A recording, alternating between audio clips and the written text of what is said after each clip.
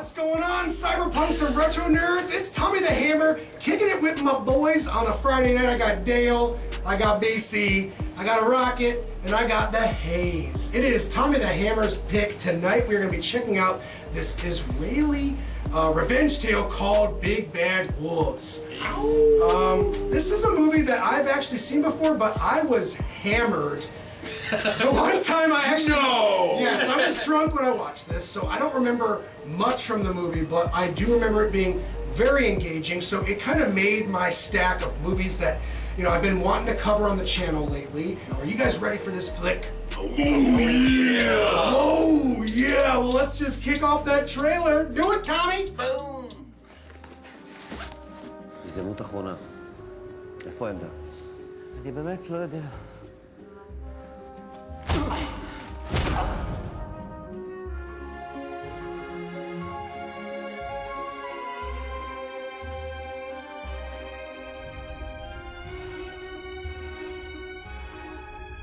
אתה רוצה להרוג אותו?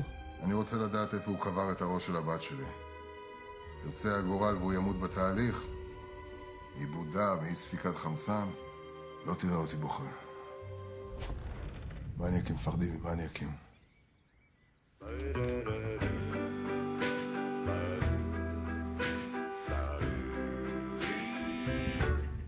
I found love tonight when I looked into your eyes.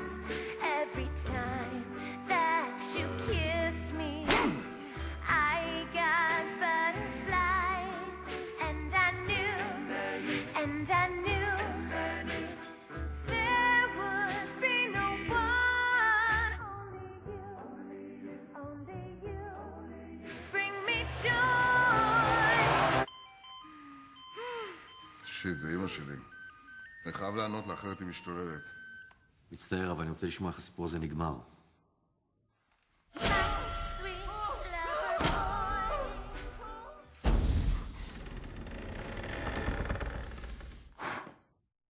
Okay, so we just got done watching the movie Big Bad Wolves, and I gotta say, I found this to be kind of an interesting movie, narratively speaking. Overall, it's kind of a conventional crime story, or at least at first, but then a multitude of characters get introduced, and these narratives are interwoven with each other in a very kind of comedic sense. So initially, I was kind of drawn to the cinematography, and I thought that this comedic element really reminded me of Dario Argento. So I was kind of like on board with that. But then the movie goes down this dark rabbit hole of torture and torment, and did this guy do it? Did this guy not do it? That's the whole movie. It rides on this like edge of your seat, did he or didn't he element. And as we're watching it, I could see, you know, conflicting viewpoints having kind of a herky-jerky perspective on whether or not they like the movie or not. But for me, I like films like this. I like spending time in the dirt and getting down and dirty and experiencing elements to life that I personally would never experience firsthand. So that's how I go into movies like this. I enter the story as an observer.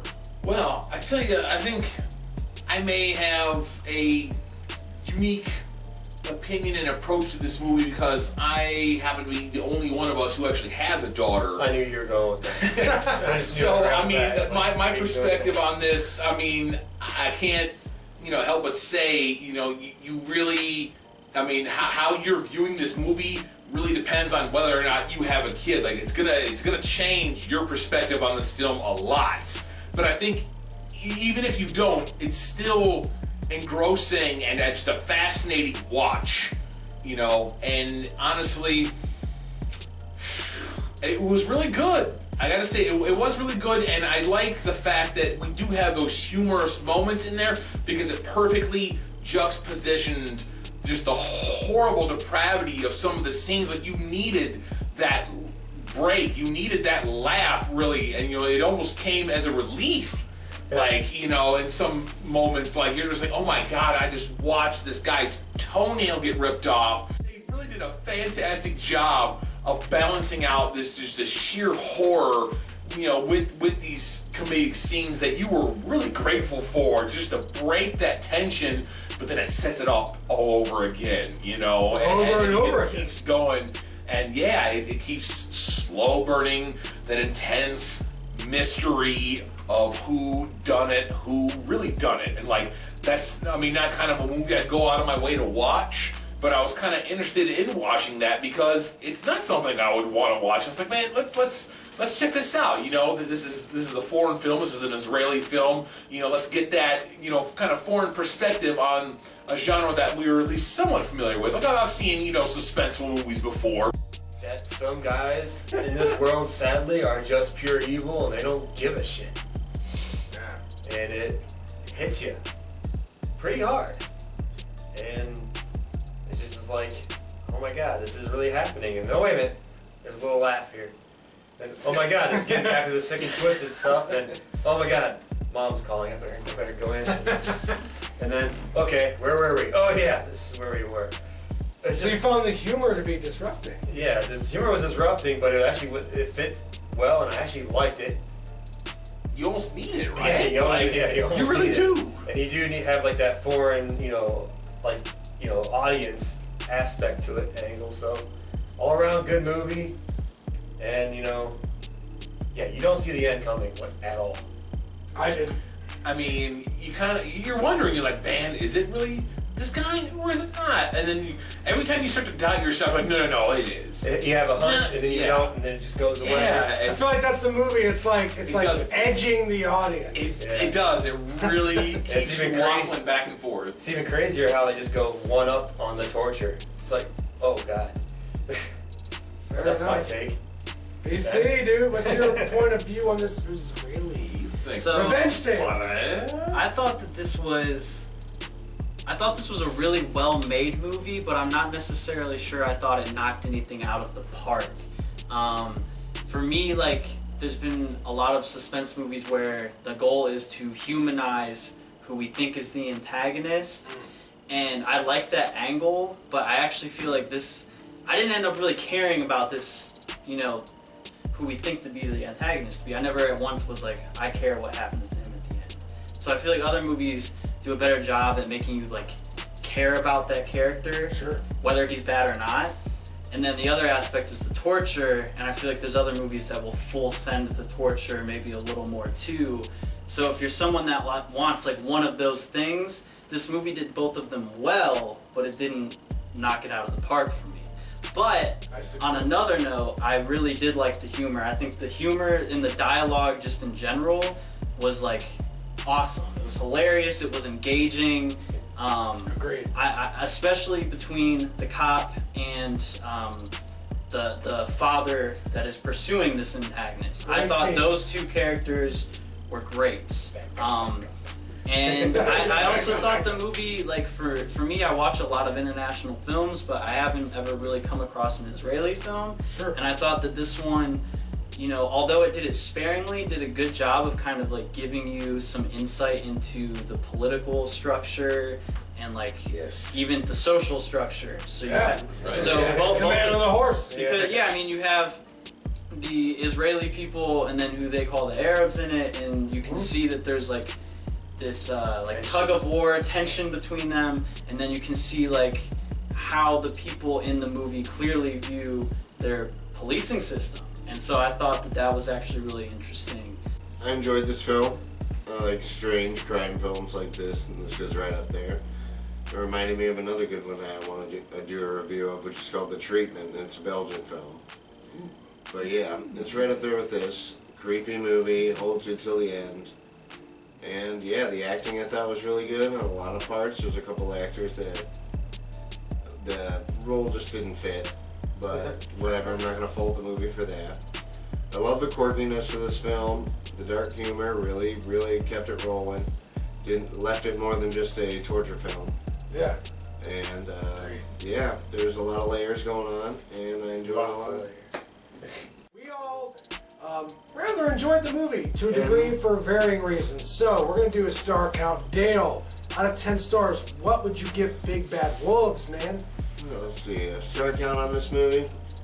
I enjoyed it well. It was filmed well. But I'm gonna give it a 7. Like I said, I thought the acting was good between those two characters specifically. I liked the dialogue. And I actually feel like in terms of like, if you're a collector, like I said, I haven't really heard of many Israeli films. Right. And I feel like this would be worthy of anyone's collection if you're into international films. Definitely. And so yeah, good. Not the best thing, but good. So I think I'll go with the 7 as well. Ooh, nice. We're 7-7, almost number of God. Hayes. With all the mixed emotions and the layers and the dark spiral and the torture, and then of course the dark humor that made it even funnier. Yes, yes. I say I'm going slightly higher than these two by going at a 7.5. Solid, because I enjoyed it, and also just the quirkiness of it. Excellent. Rock it. Rock our socks off. Do it. I'm gonna give this an 8. Ooh. Honestly, it captured me from the get-go with the soundtrack and the cinematography. Like I could just those few first scenes, I was like, man, these guys know what they're doing. This director knows what's up. They know exactly what they want to see. They know exactly what they want to show us. And the soundtrack was really, I don't know, I was vibing with the soundtrack very early. Yeah, it was just, yeah, it was fantastic. I kind of went over the audience tonight to a degree. I gotta say, personally speaking, I'm with these boys over on that side. I'm thinking 7.5 or a strong 8. I feel like this movie is engaging, filmed well. The soundtrack is excellent. And I feel like everyone involved, the director, the actors, the cinematographer, and the soundtrack composer were all on point. If you want someone that's gonna keep you guessing and on the edge of your seat, this is your film.